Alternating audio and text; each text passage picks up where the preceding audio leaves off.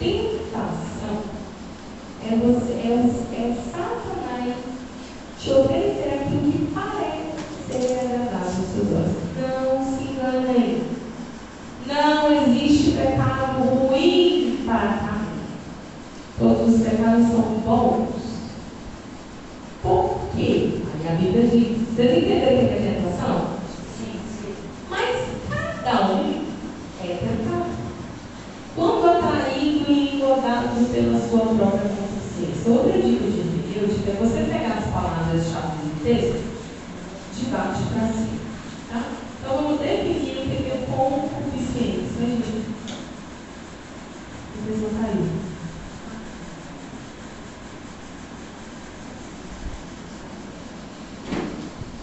Vamos definir o que é concupiscência. Concupiscência é aquela vontade que você tem de satisfazer a carne. Então, por exemplo, eu tenho aqui um chocolate ao milho. Cheiroso.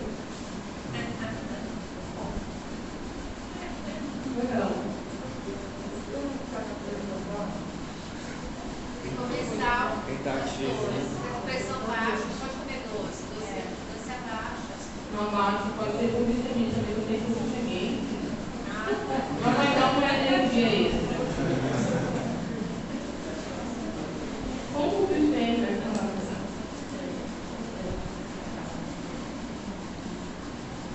Para o sofoquete de manteiga, eu não estou grávida, tá? Não, eu tenho uns 10. Por que você olha? Você tá? Não estou grávida.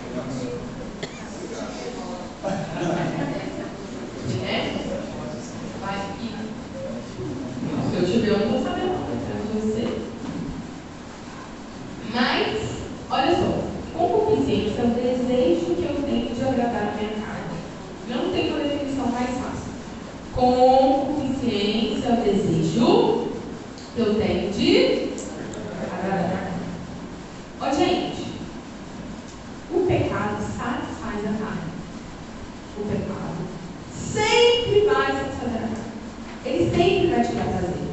Sempre. Então, às vezes, isso te traz uma justificativa de querer ser feliz. Então, quando... Obrigada. Deus abençoe. Amém. Então, quando vocês veem alguém falando assim, eu sou casado com uma pessoa do mesmo sexo, por exemplo. O importante é ser feliz. E alguém não ousa dizer, Deus quer que eu seja feliz. Porque a concupiscência é a minha carne gritando e dizendo, me dá prazer, me alimenta. A carne é viciada em pecar. Gente, não se engane. O velho homem não se converte. Ele tem que morrer. O velho homem, se ele não morrer, não adianta você ficar criando bichinho de estimação. Certo? O velho homem precisa ser morto. Esse é o símbolo do batismo. Certo? Morre o velho homem. Ressuscita. Ressuscita o novo. Então, Satanás sabe. Então, vamos saber que Satanás fala assim pra mim, ó. Vou dar o meu exemplo. O ídolo. Se você quiser fazer tal coisa, você vai ganhar muitas joias. Satanás sabe que ele vai me tentar com isso, eu não gosto de joia, né? De coisas de vaidade, eu não tenho. Mas talvez se alguma irmã que é alucinada, tem um desejo, ela vai começar a roubar ali, roubar aqui, roubar aqui. Ela vai trabalhar na tesouraria. E ela vai começar a desviar um dinheirinho, que o sonho dela é ter tal coisa. Porque cada um é tentado de maneira diferente.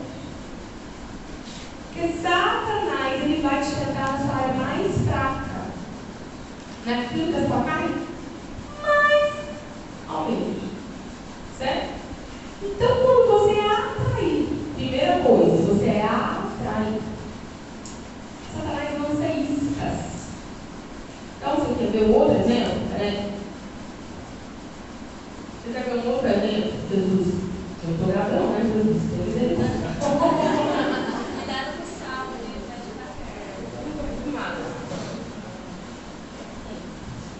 tão cuidadosos em vocês. Olha só. Vocês acham, tá? Estou pensando mais em ter um choque aqui. Vocês acham que tem um homem num escritório de trabalho, tá? E aí, ele tá lá e chega uma mulher muito sensual, tá? Muito, com a roupa muito colada, o corpo malhado, né? Muito bonita, perfumada. Qual que é a tendência que os homens têm nesse momento de fazer? Não,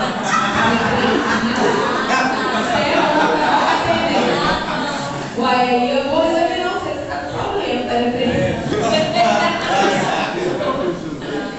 Qual que é a tendência do homem? É olhar. É ou não é?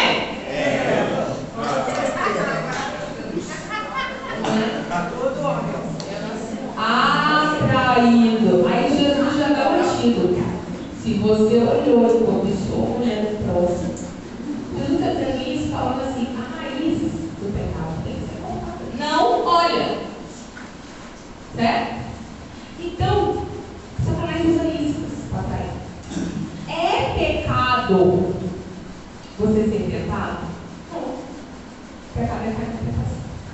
Mas se eu sei que eu estou de dieta, a Jéssica me deu um alpino, eu vou deixar ele na minha frente. Você está de dieta, você vai no supermercado, você vai comprar leite condensado, caixas de bombons, fandangos, hambúrguer. Você vai comprar Coca-Cola. Você vai comprar? Porque se estiver em casa, meia-noite, você vai abrir a geladeira e você vai comer. Então, o que você precisa é não ter. Então, o que José fez? Correu. Porque ele sabia. Não é que ele não desejava a mulher de praticamente, o que ele tinha um número. Ele correu. Então, atraiu e engordava. O que engordava? E Eva olhou para o que Eva e viu que ele era bonito, vistoso, suculento, de boa aparência. Ela foi enganada. Ai, como eu estou precisando de esquentar a relação lá em casa com meu marido. Nós vamos ter um filminho aqui, uns vídeos aqui. Entre casal não tem problema, não. Nossa, mas eu estou precisando, né, de fazer tal coisa. Engano. Então você está sendo atraído e engano. Por que engano? Porque momentaneamente o pecado vai te dar alegria, vai te dar prazer e vai te dar satisfação.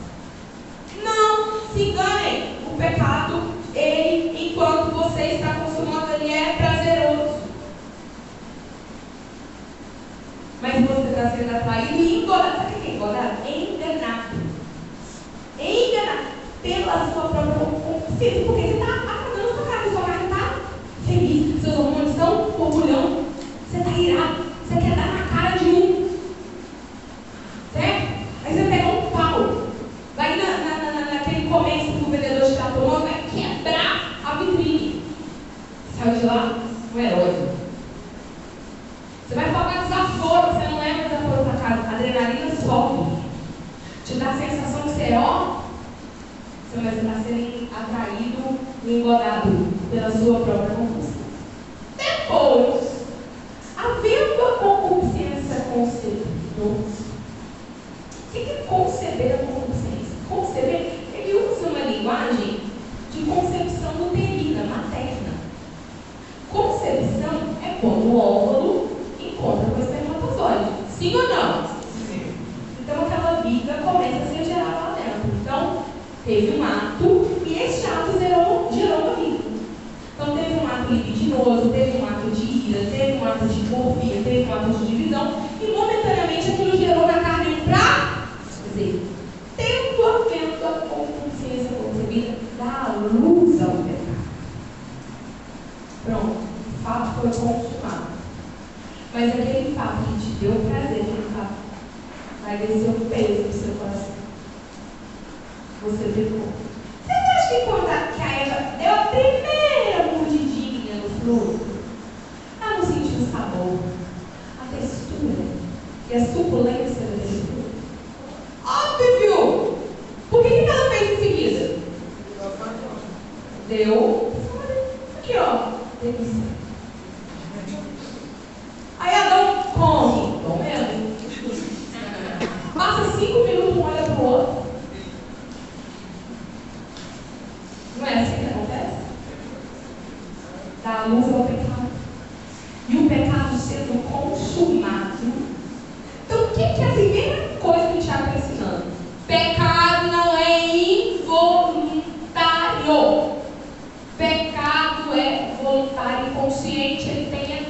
ainda que aconteça infrações de segundo.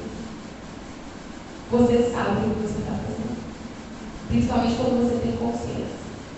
Pecado não é coisa feia, é coisa bonita. E pecado é prazeroso.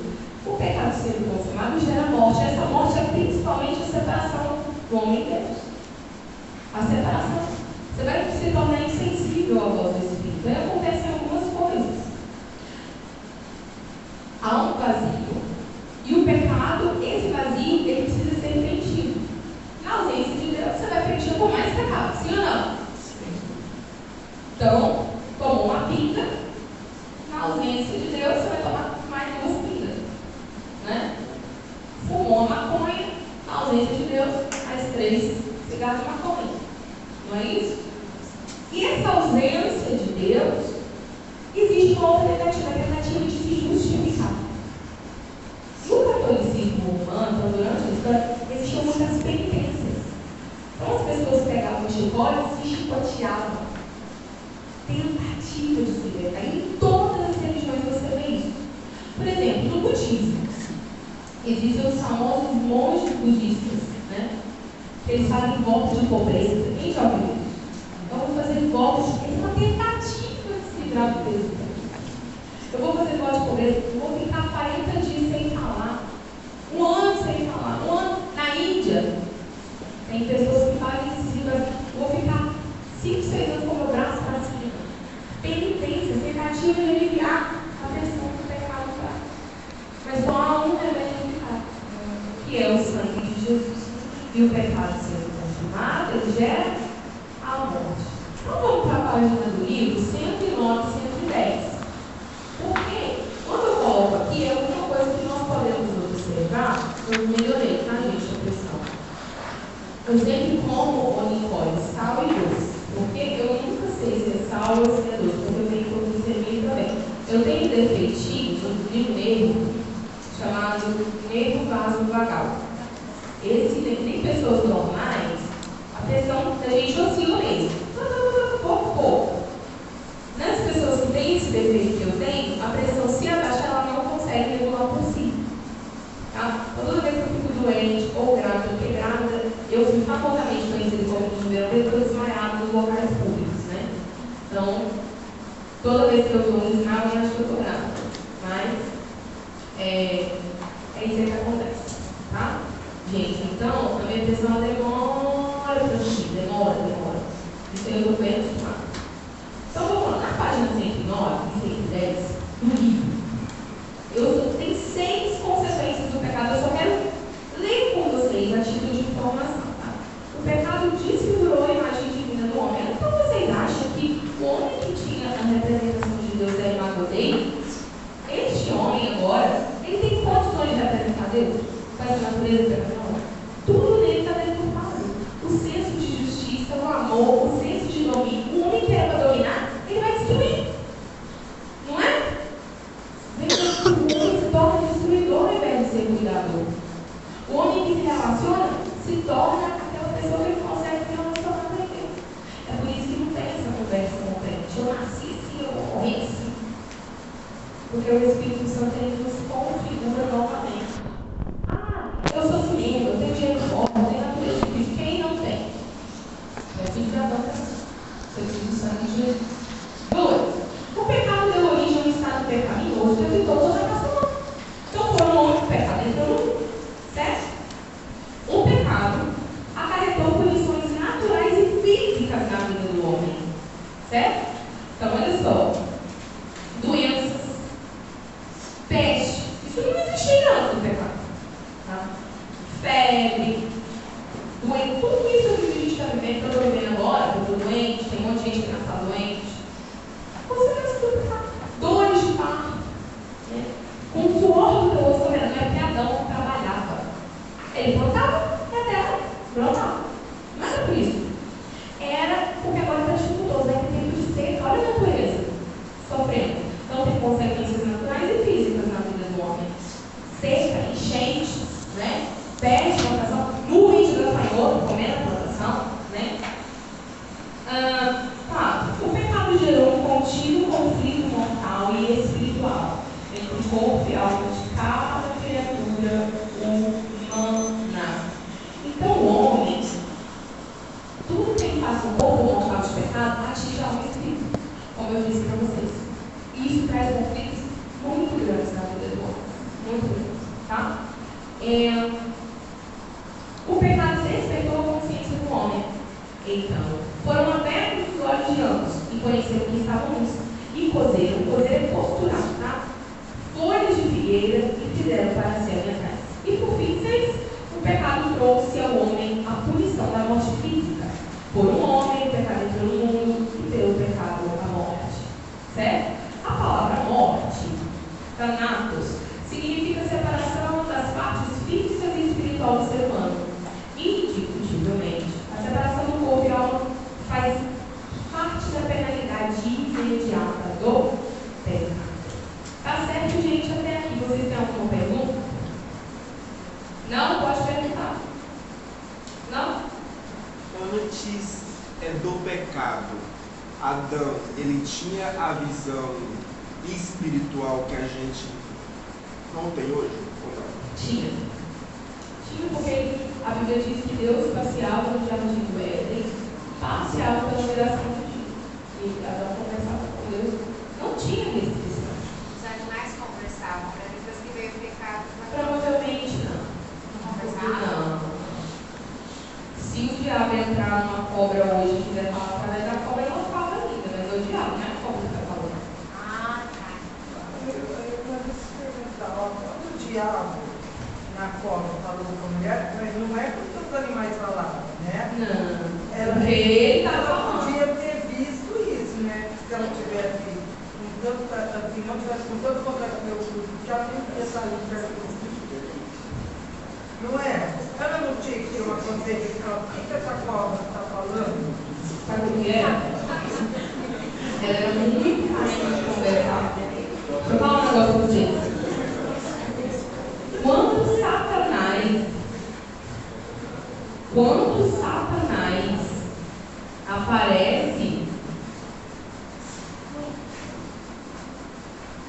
Satanás aparece, conversando em forma de serpente, a gente acha que está tudo normal. Atrair e voltar pela própria consciência. Ela estava numa outra realidade. Satanás apareceu e conversou com ela. Em forma de cobra. Foi. Serpente. Ela não podia ter são perguntas, irmã, que só a eternidade vai nos responder. Mas nós vamos ter que pensar para ela, vem cá, mulher. Você não viu? O Balaão, ou tonto também. Conversou com a cobra. Vai. Oi, menina, não dá para saber, porque não especifica quanto tempo Adão ia viver antes do pecado. Não dá. Não dá. Porque nós sabemos que eles não tiveram filhos. Por quê? Quem quer te Não falar? tiveram filho. Eles não tiveram. No Éden. Não teve. Mas por que no Éden? Por que no Éden Deus fala para ela que ela vai ter dor de couro? Eu acho que eles não tinham filho. Ela já estava programada. Não, eles não tinham filhos. Vamos lá. Vamos lá, vamos lá. Adão, Eva pegou. E a Bíblia é enfática a dizer que ela deu fruto para Adão também. Não, ela colocou uma pistola na cabeça dele. Não podia. Mas vamos supor, Jéssica, que ele não comeu. Aí a minha pergunta para você é: Adão é um homem que tem pecado?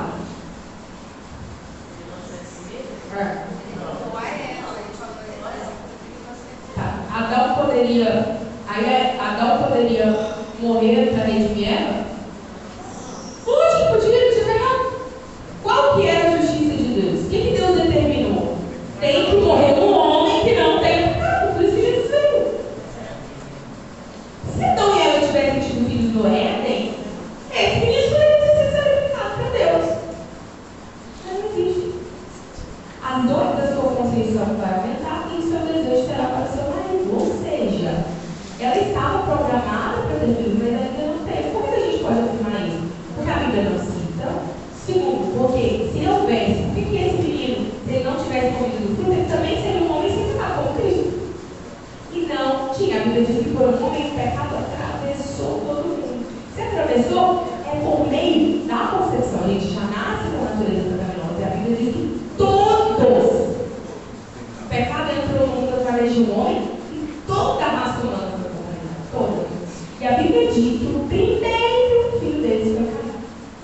também, como ele casou depois? Como que apareceu essas mulheres? Irmãos. Casal com irmãos. Demorou muito. Quem foi a mulher de Caim? Ó. Gente, no final da conta, todos somos irmãos. Todos nós somos filhos de Adão e Eva. E isso, irmã, era muito comum. Abraão não era casado com Sara, que era sua irmã? Era sua irmã? Isso é muito comum. Por exemplo, nas tribos de Israel, tinha uma lei interna, tá? Você, por exemplo, eu sou da tribo de Levi, eu só posso casar com um homem da tribo de Levi. O homem da tribo de Levi vai ser meu filho. Por quê? Porque são gerência de terra. Hoje, isso não existe. Muito, né? Casamentos consanguíneos, alguns rolês são até proibidos. As filhas de Ló eram filhos do pai. Moabitas, né? São os filhos de Ló. Isso era normal, não tinha como. Não tinha outra via, né? Era consanguíneo, casamento consanguíneo. Depois que não houve mais a necessidade, as regras vão mudando, tá bom? Vamos lá? Oi? Não, porque a Bíblia diz que por um homem o pecado entrou no mundo. Não estou ouvindo.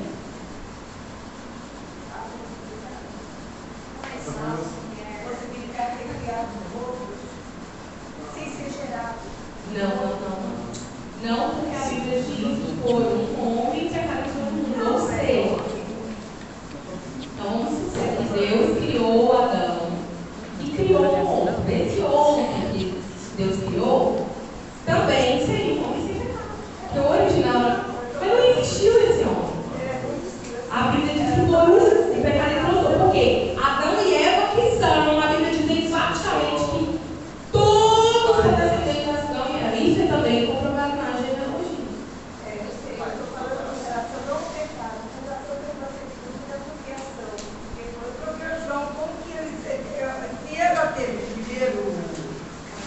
Caim, e logo ele se matava. Logo, quando eles já eram homens adultos, no intervalo deles terem consciência de oferecer para Deus o sacrifício, a Bíblia diz que ela teve filhos e filhas. O que vocês precisam entender é que o que a Bíblia cita, as genealogias que a Bíblia apresenta, a Bíblia não é em torno de Adão, a Bíblia não é em torno de Eva, a Bíblia não é em torno de ninguém. A Bíblia é em torno de quem? Jesus. Então, por que a Bíblia vai contar a história de Caim e Abel? Para contar a história de Sete. Sete foi o filho dado a Adão e Eva no lugar de Abel, o justo. A Bíblia diz, lá no livro de Hebreus, Abel foi o justo. Para contar a história, o surgimento de Sete na história, que Sete é o descendente de Jesus, a Bíblia contou a história de Adão e Eva. A Bíblia não contou a história da mulher de Caim, não contou a história dos 300 filhos que Eva teve, porque eles não entram na genealogia de Cristo. O foco da Bíblia é Cristo, a pessoa de Cristo. Então a Bíblia vai focar na genealogia de Sete. Então a partir de Sete gerou fulano, até chegar em Cristo. Enquanto Sete está gerando, os trocentos irmãos que Sete tem estão casando e estão gerando. Aí a gente chega lá na Arca de Noé, lá na Torre de Babel, a terra estava povoadíssima. A gente chega lá na Arca de Noé, né? Aí só tem Noé, seus filhos, Sem, Cã e Jafé. O que aconteceu com o Cã? O que aconteceu com Jafé? O que aconteceu com o Sem? Ele é descendente direto de Abraão. Certo? Se ele é descendente direto de Abraão, isola os outros, vamos contar a história do Sem. Sem gerou plano, gerou Abraão. Abraão em ti serão benditas todas as famílias da terra. Gerou Isaac, gerou Jacó, gerou José, até chegar em Jesus. Vocês estão entendendo? A gente precisa saber por que a Bíblia está falando ali. Não é que a Bíblia não fala algumas coisas, porque tem coisas acontecendo paralelamente. Fala, irmão. A genealogia de Caim, o Sem, fala lá no final do Lameque, né? O Sem era ali. Aumenta a voz. Ele fala do Lameque. Encerra falando de Lameque. Ele matou 2 homens. A gente deve ser que fala que matou 2 homens por motivos banais, e não se fala mais da genealogia de Caim. Mas tudo quando foi escrito, nosso ensino foi escrito, tudo ele falou de Lameque. Deus já está começando a dar justificativas para a destruição da terra de perigo, né? A maldade e a verdade entrando no mundo. Certo? Certo ou não, gente? Sim. Essas dúvidas são normais, tá? Os questionamentos e dúvidas são normais, ok? Deixa eu olhar as coisas.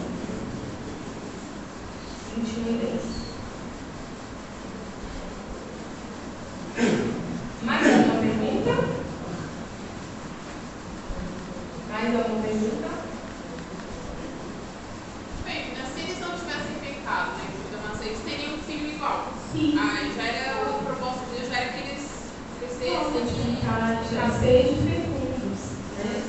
Não só Adão e Eva, mas com todos os animais, plantas. A fecundidade é uma bênção de Deus. Será que já não era, vamos lá, eu vou imaginar uma pergunta aqui agora. Será que já não era, porque assim, com 2 no jardim já não foi fácil, já pecaram. Imagina quando tivesse vários. Uma hora ia acontecer o pecado. Será que isso já não era o propósito de Deus de pecar? O propósito de Deus não, mas não estava nos planos de Deus que eles iam pecar e já foi no primeiro casal? Duas coisas. Primeiro, Deus não cria o mal. E Deus é ninguém, a gente acabou de ler. Tá? Deus é ninguém? Tem. Mas Deus também, ele não vai contra a sua própria natureza. A gente não começou dizendo que o próprio Deus está me dando isso que eu estou amando. Eu nunca mais vou lá no pé. Tem motivo para eu levantar? Ó, Deus não vai contra a sua própria natureza. O que Deus criou o homem? Com as mesmas coisas. Deus é um ser pessoal? Deus é uma pessoa, não é? Deus tem livre-arbítrio? Ele poder de escolha determinado? Então Deus fez uma imagem e semelhança dele. Uma das características que Deus colocou no homem foi também poder de escolha. E Deus não vai contra a sua própria lei. Deus não combate contra a sua própria lei. Então Deus pôs a árvore do conhecimento do bem e do mal lá, mas ao mesmo tempo Deus não podia anular o livre-arbítrio do homem, porque senão ele ia contra a própria natureza dele mesmo e contra o propósito do homem. Mas na presciência de Deus, ou seja, Deus conhece todas as coisas. Deus sabia que o homem ia pecar. Por que ele colocou a árvore lá? Por causa do tentador. Aí, quando vocês ficaram com dúvida, volta no texto de Tiago. Ninguém sendo tentado diga de Deus. Estou tentado. Então Deus pegou porque o homem pegou porque Deus pôs a árvore lá. Não, porque Deus não é ninguém tenta. Mas se a serpente não tivesse aparecido para conversar com a Eva, o que fez a Eva pecar? Atraída e engodada. Engodo, não é engano? Então vamos lá. Fernanda. Então, Fernanda, como que a serpente ela chegou para ela? Oi, tudo bem? Minha, deixa eu te falar. Vocês podem comer de tudo aqui? Deixa eu falar. Né? Agradar. Aí o que ela respondeu?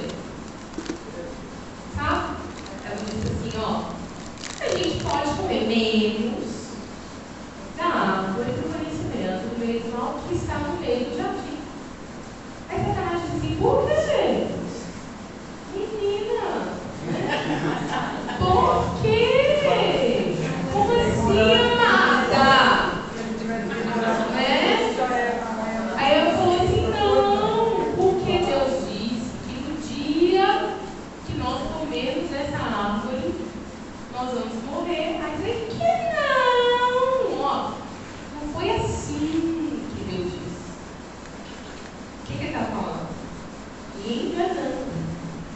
Não é bem que você não vai trazer consequências. Você não vai desviar na fé.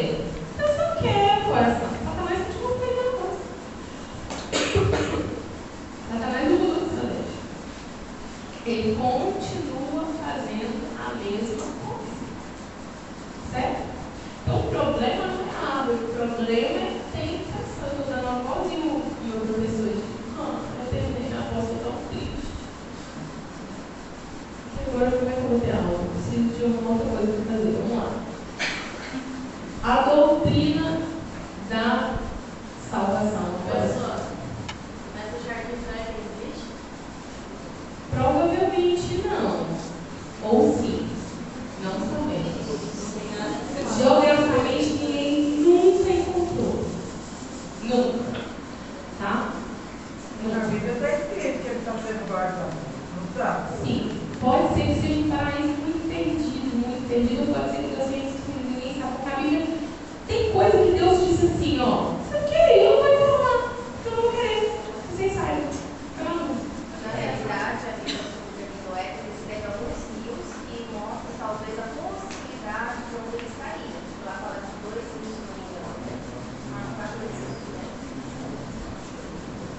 Manifesto comprou.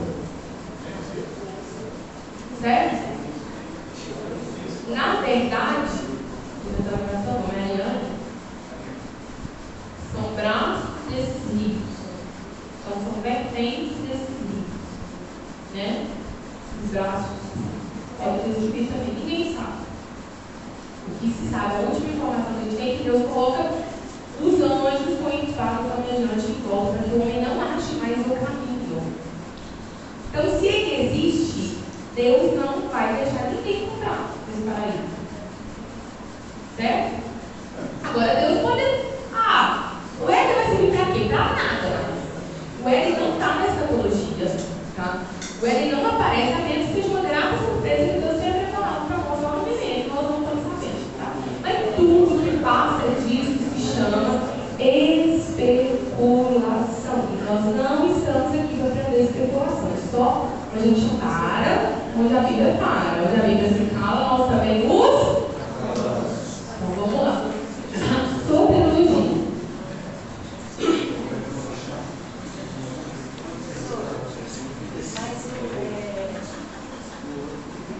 Deus não fez o Éden para se relacionar com o homem e com a mulher?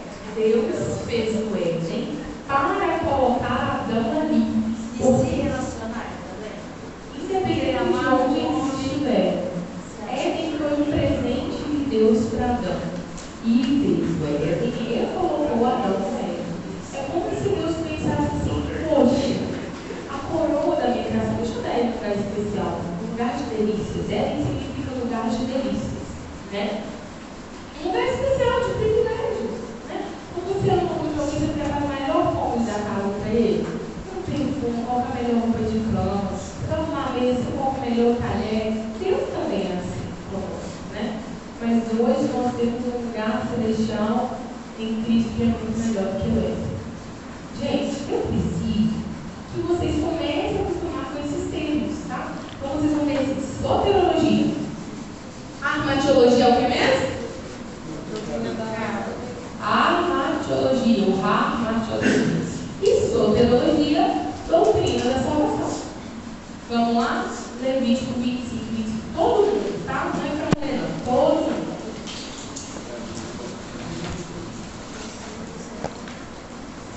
Levítico.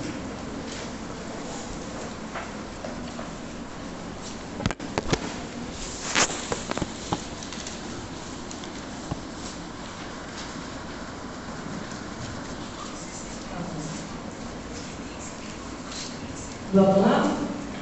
Se teu irmão empobrecer e vender alguma parte das suas possessões, então virá o seu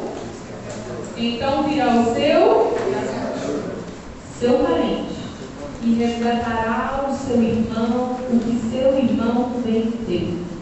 Essa aqui, Levítico 25, 25, é uma lei de Moisés para resgate. Se o seu irmão empobrecer, empobrecimento fala de falta de recursos, sim ou não?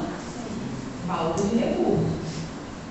Agora eu vou trazer essa realidade para o mundo espiritual. Tá? Então eu vou explicar o mundo natural para que vocês fiquem com o mundo espiritual. Imagine você que você tem contraiu uma grande dívida. Tá? Então lá no Antigo Testamento, pelas leis da época, se você deve para alguém não tinha condições de pagar, você se tornava escravo daquela pessoa. Então, o credor, ele podia ir na sua porta e falar assim: você tem dinheiro para pagar? Te dizer 10 mil reais, não tem. Então, a partir de hoje, as mulheres, né? Então, lembra daquela viúva que falou para eles assim: meu marido, teu servo, morreu. Os credores estão na porta querendo levar os meus filhos para ser escravos. Ou seja, aquela mulher tinha dívidas, os credores iam falar: então, pela lei, você tem que dar os seus filhos para serem meus escravos. Escravo é escravo. Escravo, ele trabalha para o seu senhor, mas ele não tem nenhum privilégio em troca, porque o senhor não é parente. Aí o homem, eu disse para vocês que o homem tem uma consciência moral, certo? Na consciência moral, o que você tem que tratar melhor? E é tão interessante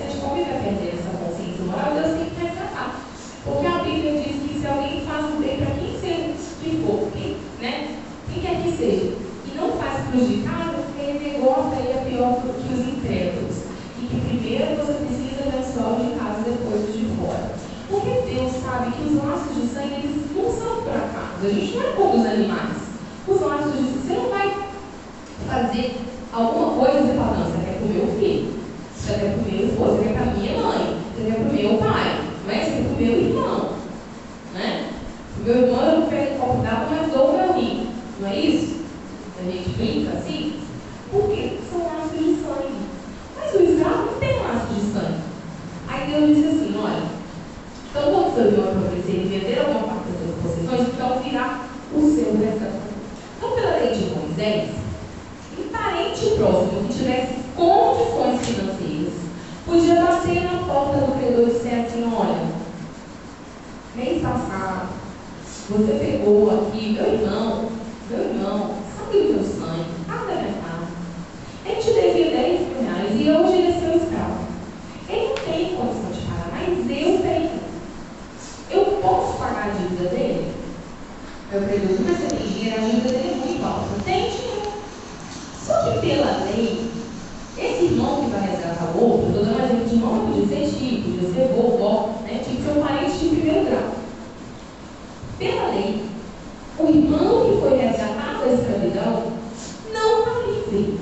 Pela lei, o irmão que foi resgatado da escravidão não está livre. Ele é escravo de quem o resgatou. Mas a lei de Deus é tão boa que se ele é escravo de quem resgatou, mas,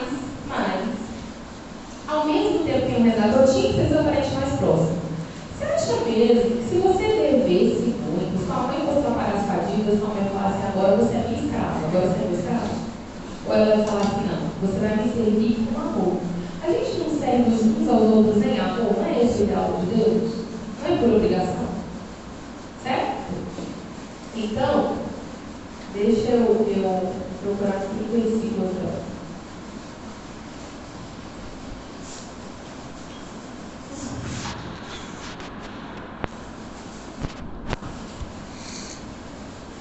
Então, o que é resgatar? Resgatar é isso. Resgatar é ir lá e tirar da escravidão. Então, vocês entenderam o que é termo resgatar? Então, resgatar é a mesma coisa que salvar. No mundo espiritual, tem alguém. Então, nós empobrecemos. Quando que nós empobrecemos? Quando Adão perdemos todas as nossas armas espirituais praticamente. Tem alguém que pode me resgatar das garras do pecado? Tem algum psicólogo, tem algum médico, tem algum remédio de tarja preta que vai te fazer parar de pecar? Sim ou não? Não. Mas tem um que é seu irmão, porque é assim como você. Veio em carne. Por que Jesus em carne? Porque ele tinha que ser o seu parente próximo para poder ser o seu resgatador.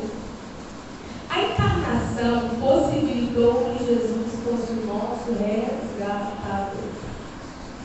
Nós empobrecemos, pobres, miseráveis, pecadores.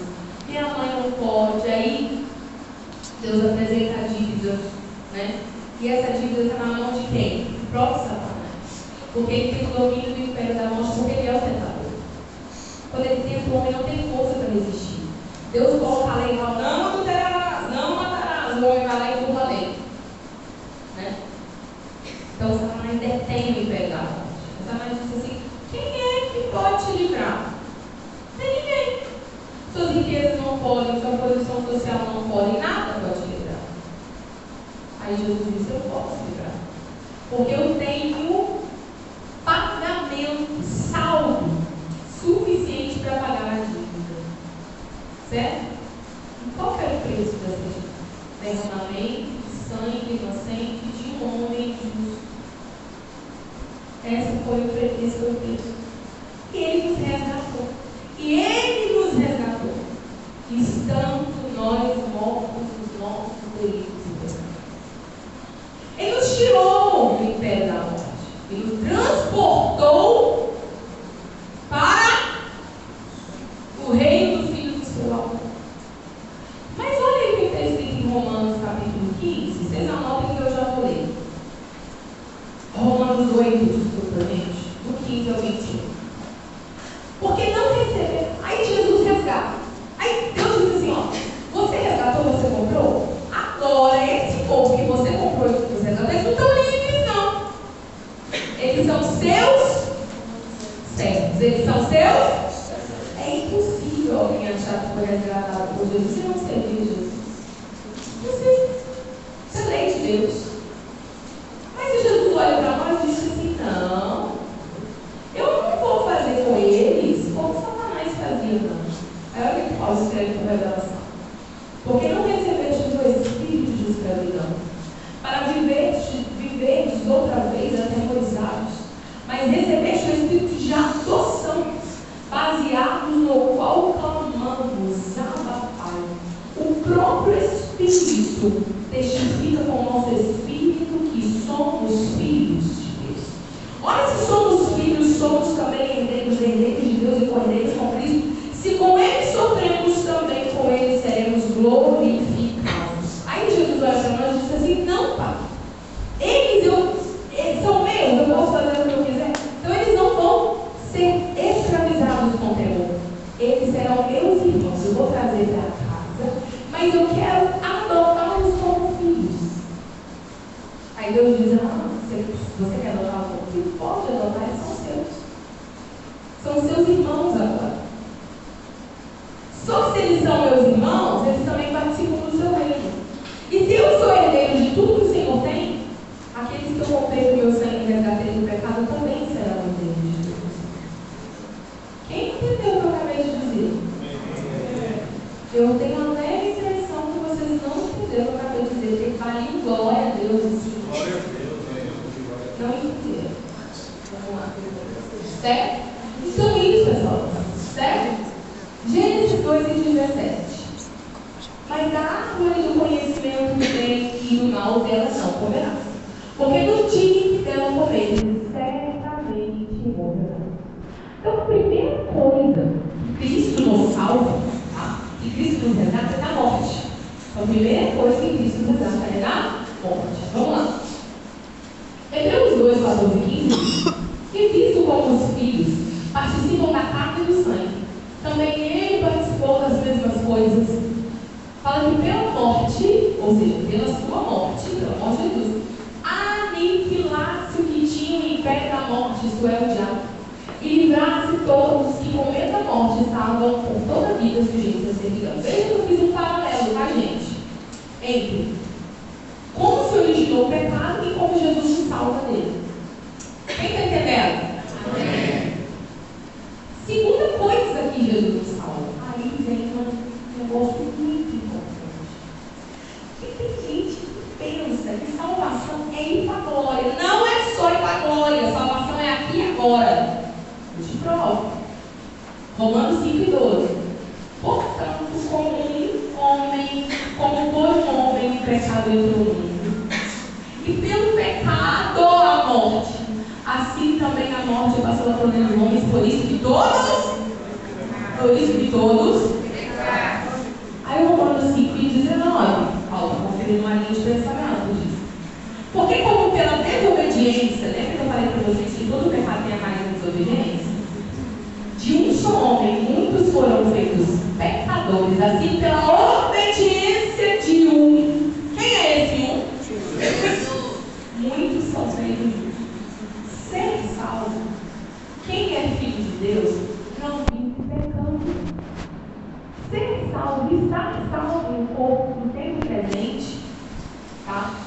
É ter armas espirituais necessárias, gente, para não viver pecando descontroladamente. Peço perdão, não. Se você é salvo, você não vive pecando. Essa é a salvação operante aqui e agora. Ok? Qual é a outra coisa de que Jesus nos salva? Do inferno. Morte, pecado e inferno. Então eu falei 3 coisas. Essa é a terceira. Tá? Apocalipse 20:15. E aquele que não foi achado no livro da vida foi lançado no lago de fogo. Esse lago de fogo é o inferno. Então ele nos salva no tempo presente. E Mateus 25:34. Então dirá o rei que estiverem à sua direita: vinde, bendito meu Pai, e possuem por herança o reino que vos está preparado desde a fundação do mundo. Certo? Aí tem 2 doutrinas doutrinas principais, tá? Que vão comparar a doutrina da salvação. Nós, assembleianos, seguimos a linha arminiana. E os reformados, presbiterianos, batistas, seguem a linha calvinista. Professora, qual é a correta? Nenhuma das duas, porque não é sobre Arminio, não é sobre Calvino, é sobre a Bíblia. 100% correto? Não. 100% correto? Também não. Então a gente está parecendo, eu sou arminiano, gente, ou você é bíblico ou você não é nada. Eu sou de Paulo, eu sou de Apolo? Que isso, né? Então, vamos lá. O calvinismo ensina que o homem tem a depravação total. Então, são 5 pontos da sua teologia calvinista. Você não tem que livrar, tá? Então, depravação total é que o homem sempre vai escolher o lado errado. O homem não é capaz por si só de fazer alguma coisa boa. Segundo, eleição incondicional. O calvinista diz que serão salvos somente aqueles que foram eleitos por livre vontade soberana de Deus. Certo? Expiação limitada. Jesus veio e morreu somente por aqueles que ele havia de salvar. Graça irresistível. Tá? Quem foi predestinado à salvação não tem como resistir ao chamado de Deus para ela. Perseverança dos santos. Quem alcançou a graça de Deus e está predestinado à salvação não consegue se desviar dos caminhos do Senhor. O que o arminianismo diz? O homem tem livre-arbítrio. Ou seja, ele tem condições de escolher tanto bem quanto mal. Tá? Já é uma ideia um pouco. Né? Eleição condicional, ou seja, você só é eleito a partir do momento que você aceita Jesus como seu Salvador. Certo? Expiação ilimitada. A morte de Jesus foi para todo mundo que está disponível. Esse remédio está disponível para todo mundo. Amém? Graça irresistível. É possível você endurecer o seu coração e não crer em Jesus. Certo? E é possível você decair na graça. Ou seja, é possível você se apostasiar da fé. E você, aquilo que uma vez você conheceu, aí você esbarra no texto de Paulo que diz uma vez iluminado é impossível. Certo? E aí é um pouquinho complicado. O que eu sugiro? Equilíbrio nas coisas essenciais da unidade, naquelas não essenciais, tolerância em todas as coisas, amor. Tá? Irrelevante. Pelo fim, todo mundo é a mesma coisa. Ele perseverar até o fim, será? Bom, não pensei. Não sei para que está briga. Tá? Gente, nosso tempo está esgotando. Está esgotando. E está esgotando. Mas ainda que esgotar, tá? Eu vou me reter aqui. Tá? Expiação. Para que vocês entendam o capítulo 5, e se não der tempo de explicar, vocês vão ler em casa o capítulo 5, não tem problema. Tá? Porque está muito fácil. E o slide está mastigando mais ainda. Tá? Eu vou explicar para vocês o que é expiação. Através desse tema. Tá? Expiação possui 2 aspectos. Primeiro, a propiciação. Tá?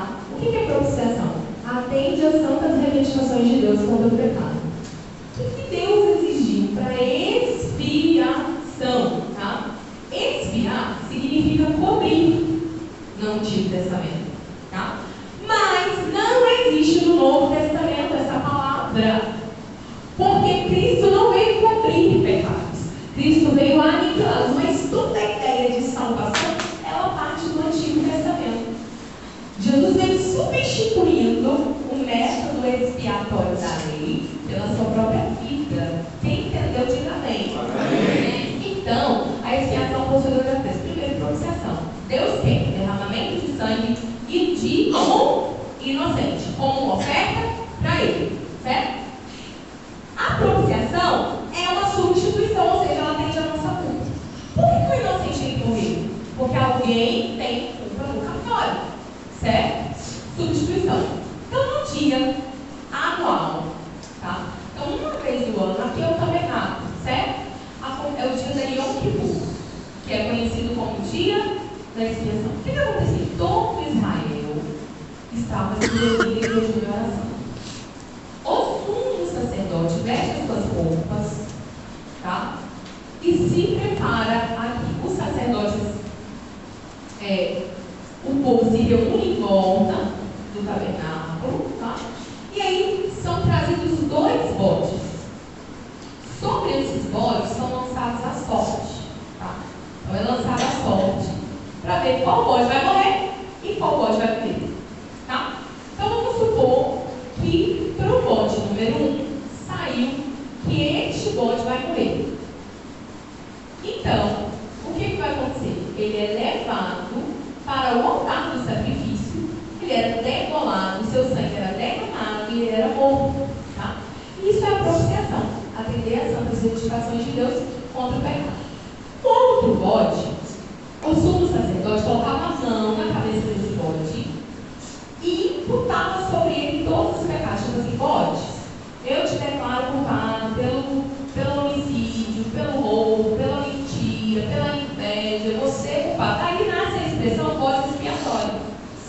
E esse bode é levado para o deserto e ficava lá. Isso aqui, era a propiciação e outro bode era a substituição. Certo?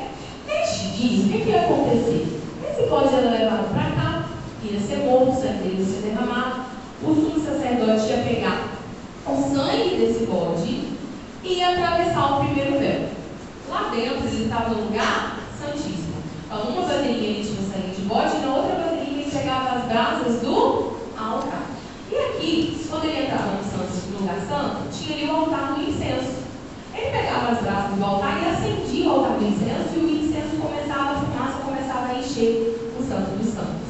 Essa fumaça atravessava a cortina e o sumo sacerdote, pela primeira vez naquele ano, entrava no lugar santíssimo e colocava o sangue desse bode em cima da tampa da Arca da Aliança. Como que é o nome da tampa da Arca da Aliança, gente?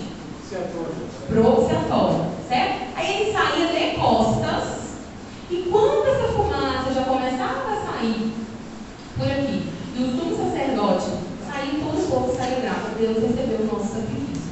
Isso acontecia uma vez no ano, tá? Onde o sumo sacerdote entrava. A tampa, a arca, simbolizava a presença de Deus. Não era como se esse sumo sacerdote estivesse levando esse sangue na presença de Deus e dizendo para Deus, ofertando a sua presença, porque eu tenho uma justificativa. Eu tenho alguém que morreu no meu lugar e por isso eu posso entrar na sua presença. Certo? Quando Jesus veio, ele foi o sumo sacerdote, ele foi a oferta ofertante. Ele mesmo se ofereceu a Deus. Lembra que ninguém toma minha vida, eu vou a dor. Certo? E ele levou sobre si as nossas dores, nossas enfermidades levou sobre si. O castigo que nos traz a paz estava sobre ele. Toda a nossa dívida foi colocada sobre, não dentro de Jesus, ele não tem pecado, mas foi colocada sobre os ombros dele. Então ele foi a nossa substituição. Mas ao mesmo tempo que ele levou sobre si, ele foi levado também para o altar que o próprio Deus erigiu, a cruz. E lá o seu sangue foi derramado e lá ele foi morto. E pelo sangue de Jesus, agora nós entramos diante da presença de Jesus. Mas não é uma presença simbólica, não é uma arca da aliança. É da própria presença. Porque a arca da aliança não era a presença. Era o símbolo da presença, uma representação. Mas agora, por causa do sangue de Jesus, o véu do templo se rasgou. E nós entramos justificados pelo quê? Pelo sangue de Jesus. Isso é expiação, certo? Significa aniquilar os pecados agora na nova aliança. Teorias da expiação, então. Tem a teoria sociana que não acredita na substituição, mas acredita que seja um exemplo de demonstração da morte de Deus. Diz assim, não. A morte de Jesus na cruz do Calvário é só uma amostra, um exemplo para nós, que nós, para sermos justificados, precisamos sacrificar a nossa carne. É isso que o sacrifício de Jesus fez por nós, gente? Não. Então essa teoria deve ser rejeitada. Teoria do resgate, que diz o quê? Que Deus, que Jesus, pagou um preço para Satanás. Certo? Eu já ouvi muito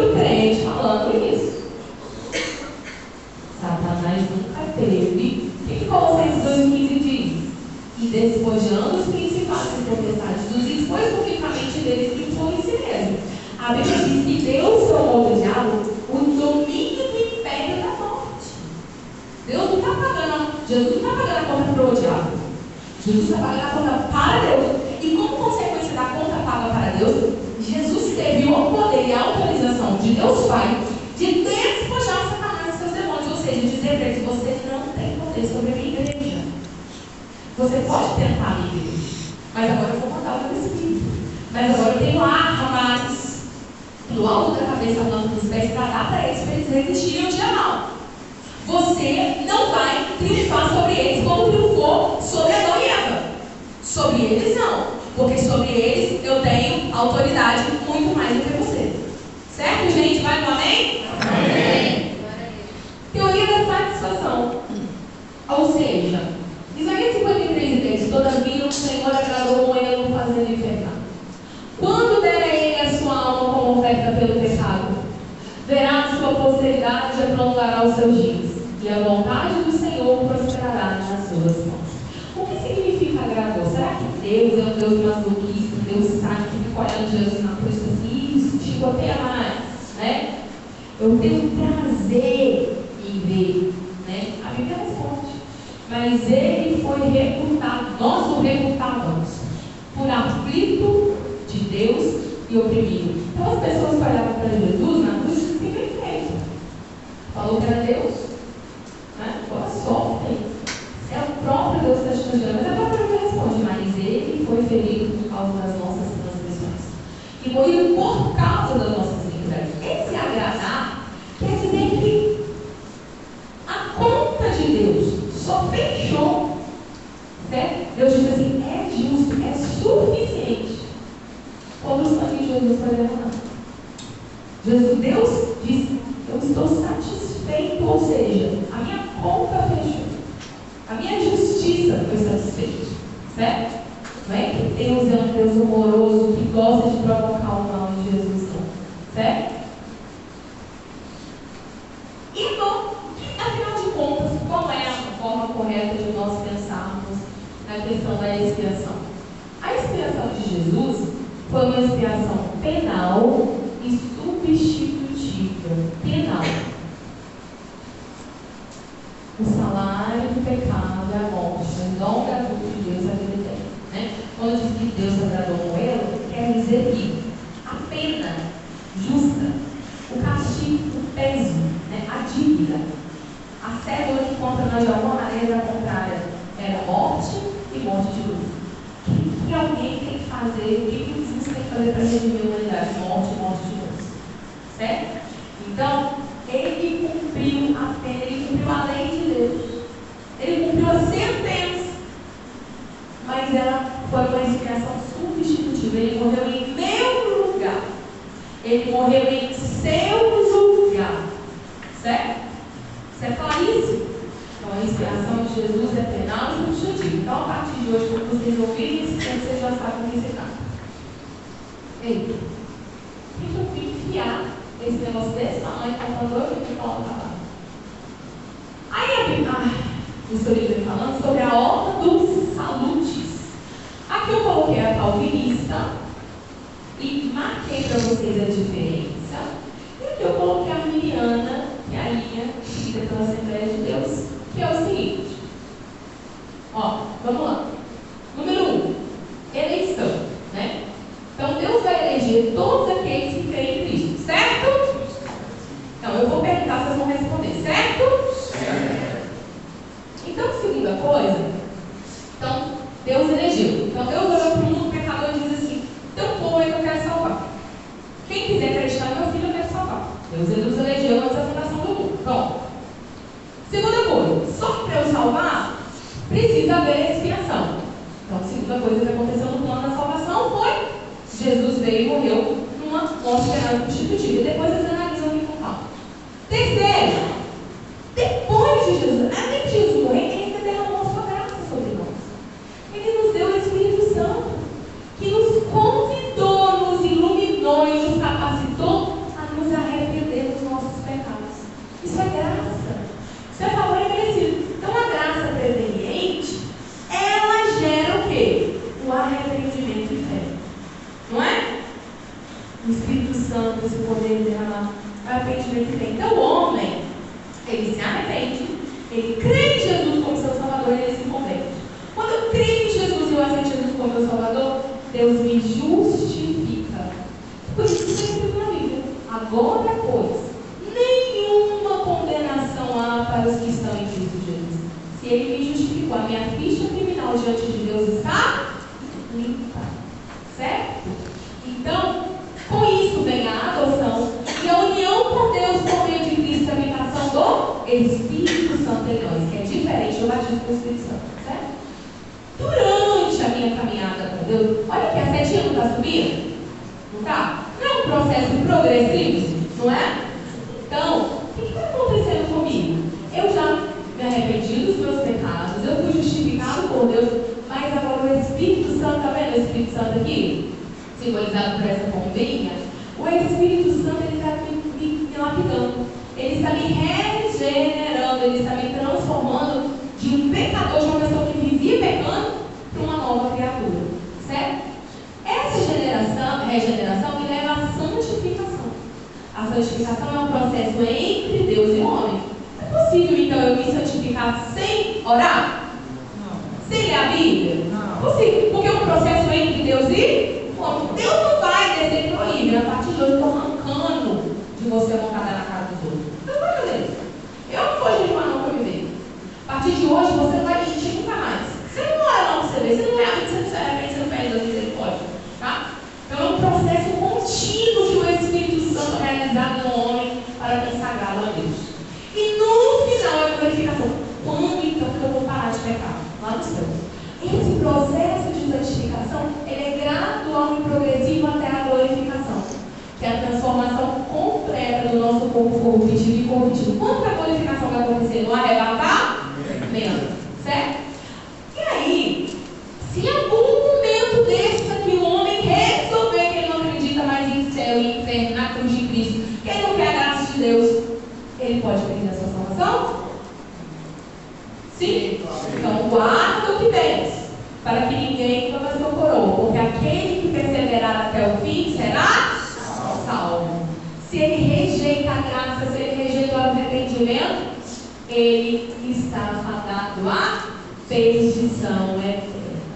Certo? E essa rejeição, ela é consequência do poder de escolha que o homem tem. Aqui eu coloquei para vocês a ordem salutos do calvinismo, depois vocês dão uma olhada, e coloquei para vocês observarem aí as páginas entre 26 e 27, que eu quero focar com vocês o seguinte, que o livro traz. O livro traz as diferenças entre o catolicismo e o luteranismo. Gente, o luteranismo é o protestantismo, tá? É um outro nome. E o livro traz a diferença do calvinismo e do arminianismo. Vocês vão ver que é muito parecido o catolicismo com o luteranismo. A diferença é o ponto 7, onde o catolicismo prega a penitência, né? Ou seja, faz alguma coisa para se justificar, né? Com as obras. E o luteranismo, as obras, sim, mas no outro aspecto. As obras são consequência da minha santificação. E não é pelas obras que eu vou ser salvo. Eu faço as boas obras porque eu sou salvo. É porque eu sou salvo e não para ser salvo. Certo? E aí na página 27 você tem aquela tabelinha que eu passei para vocês aqui, lá uns slides atrás. Conseguimos então